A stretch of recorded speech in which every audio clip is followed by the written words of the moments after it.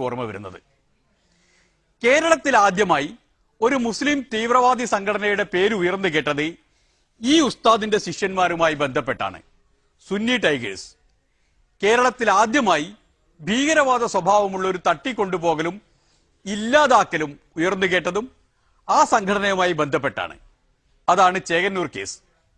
ഇതെല്ലാം മറികടന്നാണ് ഉസ്താദിന്റെ ശാന്തിയാത്ര തുടരുന്നത്. കെ സുന്നികളെ വഞ്ചനാ കുറ്റത്തിന് നരകത്തിലാക്കാൻ വാദിച്ചു വരികയാണ് കാന്തപുരം. ഉസ്താദിന് അതിന് കഴിയും എന്ന് തന്നെയാണ് അണികൾ വിശ്വസിക്കുന്നത്. ഏത് നന്മ ഇപ്പൊ നടക്കുന്നുണ്ടോ സുന്നത്ത് ജമാഅത്തിന്റെ പേരിൽ, അതിൽ നിന്നൊരു വിഹിതം ഉസ്താദിന്റെ ഏടിലുണ്ടായിരിക്കും. അല്ലാഹു ആ നേതൃത്വത്തിന് ദീർഘായുസ് നൽകുമാറാകട്ടെ. ഉസ്താദ് അറിയാതെ ഞാൻ അള്ളാഹു താല ഇവിടെ ചെയ്യുന്ന എനിക്ക് തോന്നുന്നില്ല. കാര്യങ്ങൾ അള്ളാഹുവും ഉസ്താദും നേർക്കുനേരായ സ്ഥിതിക്ക് ഇനി ഇവിടെ നിൽക്കുന്നതിൽ അർത്ഥമില്ല. ഒരിടം കാന്തപുരത്തിന്റെ ഭാഗ്യത്തിന് അദ്ദേഹത്തിന്റെ കച്ചവടം കേരളത്തിലായി. പാകിസ്ഥാനിലായിരുന്നെങ്കിൽ പ്രവാചക നിന്ദയ്ക്ക് ഏറ്റവും മിനിമം ശിക്ഷ തല കൊയ്യലാണ്.